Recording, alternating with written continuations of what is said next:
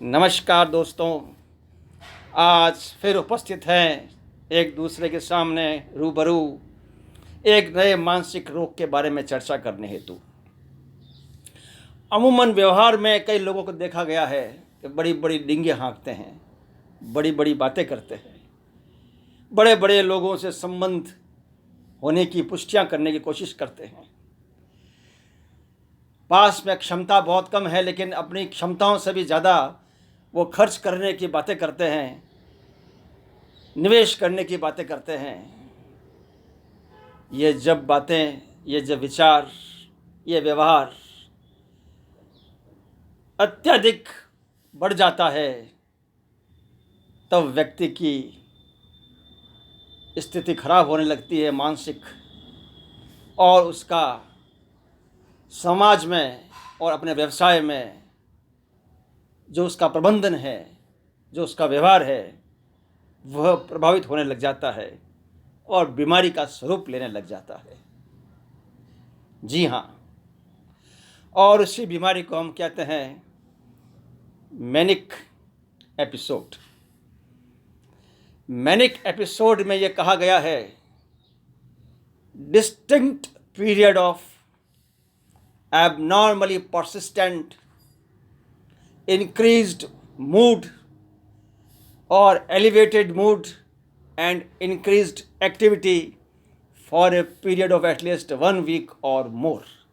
अर्थात एक सप्ताह या उससे अधिक समय तक के लिए एक ऐसा डिस्टिंक्ट पीरियड, वेल डिफाइंड अवधि है जिसके अंदर एबनॉर्मल मतलब असाधारण और परसिस्टेंट मतलब लगातार ऐसा व्यवहार जिसके अंदर उसका एलिवेटेड मूड, खूब आनंदमय मूड, और इंक्रीज्ड एक्टिविटी अर्थात अत्यधिक गतिविधियां नज़र आती है कि उसकी बेस लाइन बिहेवियर से बहुत ही डिफरेंट है और डिस्टिंक्टली हम उसको पहचान सकते हैं कि ये एकदम एबनॉर्मल है। तो हम कहते हैं कि वह मैनिक एपिसोड की तरफ जा रहा है। और इसके साथ में ये भी शर्त रखी गई है कि this period of increased activity and elevated mood should be associated with 3 of the following symptoms. अर्थात ये जो अवधि है जिसके अंदर वह एलिवेटेड मूड और इंक्रीज्ड एक्टिविटी के साथ कार्य कर रहा है, उसके साथ 3 निम्नलिखित लक्षणों में से 3 लक्षण होने भी आवश्यक है। और उसमें पहला लक्षण है इंक्रीज्ड सेल्फ एस्टीम ग्रैंडियोसिटी। अर्थात अंदर उसकी सेल्फ एस्टीम इतनी हाई कर रखी है उसने कि उस जैसा दुनिया में कोई है ही नहीं। उसने बहुत बड़े बड़े अचीवमेंट्स कर रखे हैं, उसके बड़े बड़े रिलेशंस हैं। Increased self esteem. दूसरा, डिक्रीज्ड नीड फॉर स्लीप। अर्थात उसको नींद की तो आवश्यकता है ही नहीं। Decreased need for sleep. Then flight of ideas. बड़े बड़े विचार आते हैं, ये बिजनेस कर लो, वहाँ खेत खरीद लो, वहाँ कंपनियाँ खरीद लो, उस कंपनी में इन्वेस्टमेंट कर दो, वहाँ पैसे खर्च कर दो। अरे चिंता मत करो, मेरे पास खूब पैसे हैं, कितने पैसे चाहिए अभी मैं हाथों हाथ देता हूँ। जैसा कि इस तरह से उनको फ्लाइट ऑफ आइडियाज़ आते रहते हैं। डिस्ट्रैक्टिबिलिटी। अर्थात वह किसी चीज़ में ध्यान रख ही नहीं सकता। उसका ध्यान हम किसी भी तरह से हाथों हाथ फटाफट हटा सकते हैं, किसी चीज़ में वो कंसंट्रेट नहीं कर पाता, किसी में अटेंशन नहीं कर पाता और डिस्ट्रैक्टेबल होता है। अर्थात पहला हमने कहा था इंक्रीज्ड सेल्फ एस्टीम और ग्रैंडियोसिटी। दूसरा हमने कहा डिक्रीज्ड नीड फॉर स्लीप। उसके बाद फ्लाइट ऑफ आइडियाज़। उसके बाद डिस्ट्रैक्टिबिलिटी। उसके बाद में इंक्रीज्ड इन गोल डायरेक्टेड एक्टिविटी। अर्थात सुबह जल्दी उठ जाना बिना मतलब ही, और उठ के फालतू के जो घर के काम है, सफाई है, कपड़े हैं, वो है अरेंज करना, जो कि अरेंज हो चुके हैं, सब ठीक है, लेकिन वो फिर भी उसको करते रहना बैठकर। तो इंक्रीज्ड इन गोल डायरेक्टेड एक्टिविटी। अर्थात एक्टिविटी कर रहा है और उनका एक तो गोल डायरेक्टेड है, लेकिन उनकी ज़रूरत कहाँ है जब चीज़ हो रखी है, और जब समय होगा तो उससे अपना हो जाएगा। लेकिन उसका व्यवहार ऐसा होता है कि वो उठ जाओ, खेत में चले जाओ, उठ जाओ, कंपनी में चले जाओ, उठ जाओ, फैक्ट्री पे चले जाओ जबकि वो समय है ही नहीं जाने का, जबकि वो काम है ही नहीं करने का, तो उसके अंदर increase in goal directed activities.